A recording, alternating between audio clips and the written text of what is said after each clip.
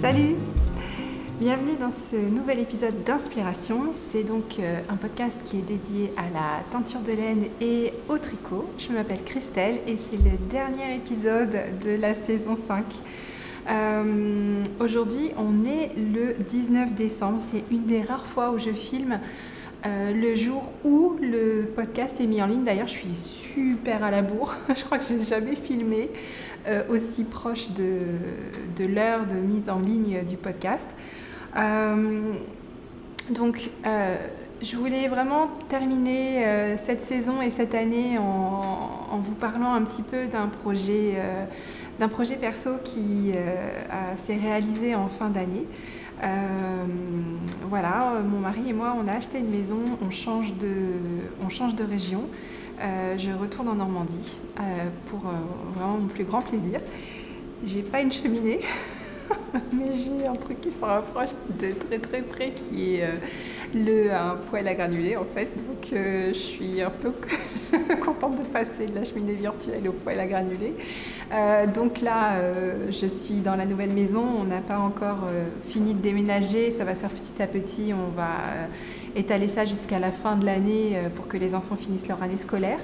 Mais ça va être un très très gros changement. J'aurai l'occasion de vous en dire plus là-dessus au fur et à mesure des mois et des conséquences que ça va avoir pour Tricot et Stitch, puisque forcément je vais aussi déménager Tricot et Stitch.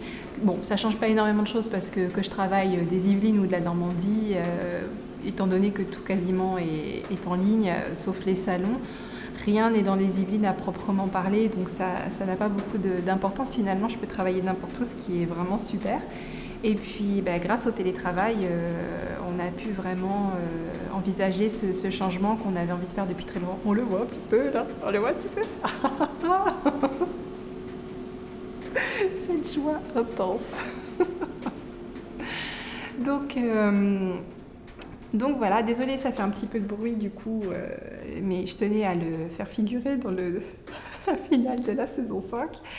Il n'a pas de nom, mais je l'aime. Sinon, donc, dans les nouvelles, il n'y a pas de mise à jour de la boutique aujourd'hui. C'est vraiment la dernière semaine avant Noël. Je vais encore teindre quelques précommandes, mais quasiment tout ce qui doit partir avant Noël est teint. Donc là, ça va plutôt être prendre un peu d'avance sur les précommandes cette semaine de façon light pour ce qui doit partir d'ici la mi-janvier. Prochaine mise à jour de boutique, ce sera le 9 janvier avec le coloris du mois de janvier de l'almanach de la tricoteuse de chaussettes. Et donc là, je voulais vous faire un petit débrief sur le calendrier de l'Avent. Je n'ai pas pris les mini. Donc je vais vous mettre une photo, les mini sont restés à la maison des Yvelines. Donc je vais vous mettre une petite photo ici. Donc aujourd'hui nous sommes le 19, donc je peux vous montrer jusqu'au 18 puisque le 19 sera révélé sur mon compte Instagram tout à l'heure. Donc jusqu'au 18 on est là. Donc c'était jusqu'au dimanche inclus. Donc on a abordé dans le dégradé de couleurs, on a été tout doucement vers plutôt des choses roses et là on amorce quelque chose qui a des tons plus parmes. Voilà, et donc on reste toujours dans quelque chose de très doux, très en lien avec le mood board toujours. Donc les roses des couchers, levées de soleil d'hiver, les mauves qu'on retrouve, ces tons assez froids qu'on retrouve dans les tons en lien avec les paysages recouverts de neige, on les retrouve dans les ombres. Donc voilà. Et concernant le patron, voilà où on en est. Je vous montre jusqu'à l'indice 17. Jusqu'à l'indice 17. Donc on a commencé la bordure depuis un moment, une bordure plutôt en dentelle. Voilà, toujours des points très simples. En fait, jusqu'à présent, c'est un des rares modèles où j'ai même pas été chercher des points dans des dictionnaires de points. C'était vraiment très intuitif la création de ce patron et j'ai à vrai dire même pas eu l'impression tellement d'être dans la création mais dans la suite logique à chaque rang en fait. Il voulait vraiment sortir du néant, quoi. Il y avait une envie d'exister de ce patron et il est arrivé comme ça. Il a chaque rang qui suivait, je sais pas, c'est comme si c'est très très étrange cette création de patron. J'avais jamais encore travaillé comme ça. C'était une super expérience. Alors, moi, super expérience, j'ai eu l'expérience pas très agréable d'avoir une erreur dans un rang assez long. Une erreur qui en soi n'était pas énorme, hein, mais qui me décalait tout le rang et qui a obligé pas mal de participantes à détricoter. Il y a eu pas mal de mécontentements qui ont été exprimés. J'ai même été à un moment donné obligée de... Je me suis sentie obligée de faire un petit mot en disant écoutez, je comprends que vous ne soyez pas contente et j'essaye vraiment de ne pas le prendre personnellement, mais c'est important aussi, surtout à l'écrit, en fait, de garder bien en tête que voilà, on a affaire à des vraies personnes. D'ailleurs, je connaissais à peu près tout le monde en vrai dans le groupe, hein, quasiment. Donc, je pense que c'est agréable de pouvoir quand même dire des choses comme ça, être entendue. Moi aussi, j'ai entendu, j'étais vraiment très, très, très désolée. De cette erreur, de cette coquille. Je fais vraiment le max, hein. C'est une grosse pression quand même, je ne vais pas vous mentir, le calendrier de l'Avent, c'est quelque chose que j'aime bien faire, mais qui me fait énormément sortir de ma zone de confort par rapport à tout ce qui est forum et tout ça. C'est pas le domaine où je suis le plus à l'aise, hein, pour être très franche. C'est pas mon domaine de prédilection, ni celui où je me sens le plus à l'aise ou plus légitime, ou voilà. Donc gros effort de sortie de zone de confort, ce qui est toujours au final très positif. Tout est très positif dans le fond, à la fin, parce que des échanges comme ça, c'est quand même des échanges assez constructifs, et avec des gens qui sont à l'écoute, qui restent bienveillants malgré tout, et puis qui ont le droit en plus de ne pas être contents. Enfin, je veux dire, défaire 400 mailles ou presque 500 mailles, c'est vraiment pas sympa du tout. Donc encore une fois, je réitère toutes mes excuses pour la coquille au rang je ne sais plus combien. C'était dans l'indice 14, il a été corrigé, donc si vous êtes en retard, vous inquiétez pas, le patron tient compte, hein, de la correction, là, il n'y a plus cette erreur. Mais voilà, je réitère mes sincères excuses pour ce désagrément, pour le temps perdu, pour tout ça. Je vous remercie également pour celles qui étaient vraiment pas contentes de m'avoir entendue, puis d'être un peu redescendue, et voilà, d'avoir compris que c'était pas forcément un exercice facile, mais que j'avais à cœur de le mener à bien, et puis que ça se passe le mieux possible. Désolée pour toutes celles qui n'ont plus ressenti le calm and joy, mais plutôt les et colère, d'accord. Donc pardon, vraiment pardon. Voilà. Donc il reste encore 5 indices. On approche de la fin, je vérifie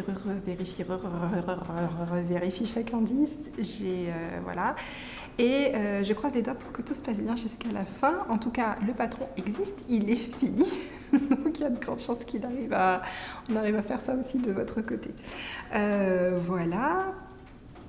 Et puis donc sinon c'était côté projet, où j'avais envie de vous montrer un petit peu ce que j'étais en train de faire. Donc je suis toujours à fond dans mes projets de Noël. D'ailleurs je suis total look. J'ai mon pull de Noël que je voulais quand même vous montrer, puisqu'il est un peu en rapport avec la laine. Hop, voilà. Warm Wishes avec un mouton.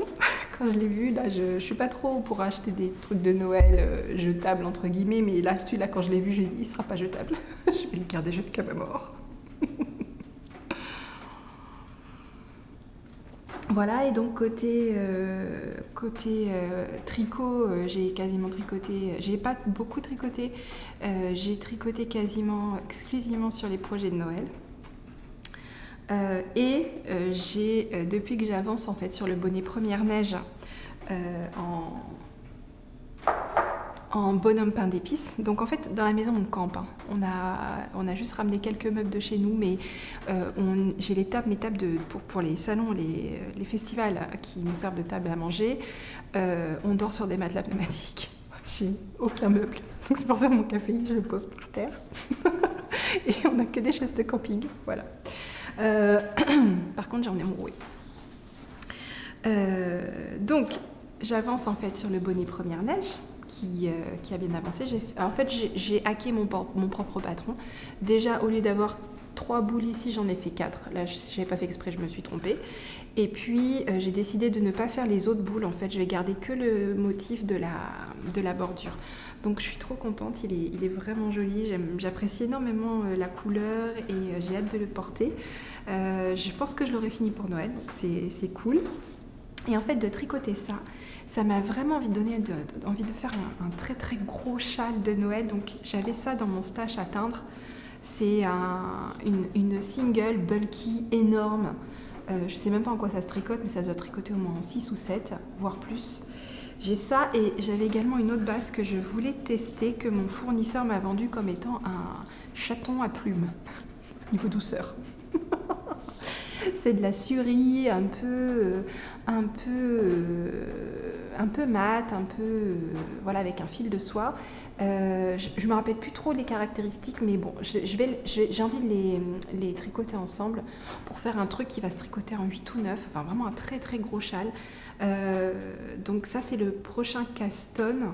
J'ai pas besoin trop de caston d'autre chose, mais je sais pas, ce coloris de Noël cette année, il m'a vraiment fait quelque chose. Je crois que j'ai jamais autant teint pour moi, pour des projets perso, que pour ce coloris-là. C'est sûr, en fait, ça me surprend vachement. Je suis plutôt raisonnable d'habitude, mais là, j'ai envie de le tricoter sous toutes ses formes. Donc ça, c'est la chaussette, qui n'a pas beaucoup avancé, la chaussette. J'ai quand même fait le talon. Alors, je vous avais dit que j'allais pas faire le talon comme dans mon patron. J'ai fait un talon en renforcé classique. Oui, talon renforcé classique. C'est d'ailleurs rigolo comment ça fait des rayures ici. Et puis sinon, voilà, j'avance et je pense que je ferai la pointe en vert comme ça. Donc voilà. Et le dernier projet de Noël que je suis en train de faire, c'est le châle. C'est le châle Mira. Qui est donc voilà comme ça, et là j'ai fait la partie avec les sapins. J'ai pris le temps de mettre des perles, j'avais vraiment envie de mettre des perles sur ce châle, et alors pour les perles c'est pas dans le patron.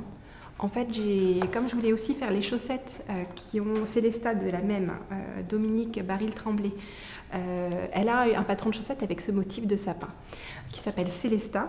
Donc j'avais envie de les faire, et sur le patron Célesta, c'était le motif avait des perles. Donc j'ai été voir sur le patron de Célesta où mettre les perles sur ça. Donc c'est un peu un mash-up de deux patrons. Et voilà, et donc j'ai continué les rayures et je suis très très très très contente, c'est très très sympa, super cool. Voilà. Donc voilà pour les projets de Noël. J'ai hâte ça ressemble, c'est toujours cette construction, fait toujours, tout le monde dit ça, mais c'est vrai, ça fait vraiment penser à un slip. Voilà, et puis c'est tout pour cette fin d'année. Il me reste juste à vous remercier énormément pour toutes les rencontres, pour toutes les commandes, pour tous les échanges, ça a été vraiment une année géniale, c'était une année intense.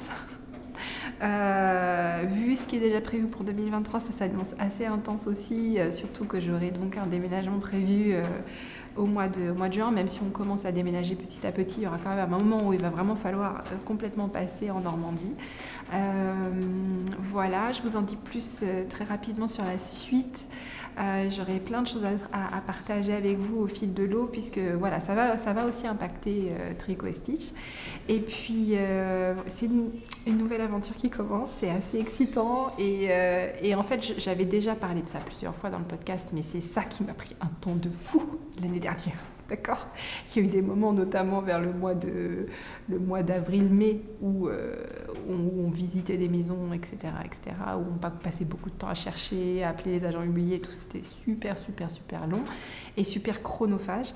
Et c'est vrai que ça a rendu les choses très, très intenses cette année, en plus de tout le reste. Voilà, en tout cas, encore une fois, merci beaucoup. Je vous souhaite une excellente fête de fin d'année, de passer de très bonnes vacances si vous avez la chance de partir en vacances. Et puis, on se dit à la rentrée, non pas la rentrée, à la nouvelle année. Prochain podcast, le 9 janvier, on attaquera la saison 6. Donc, très bonne fête de fin d'année et à très bientôt.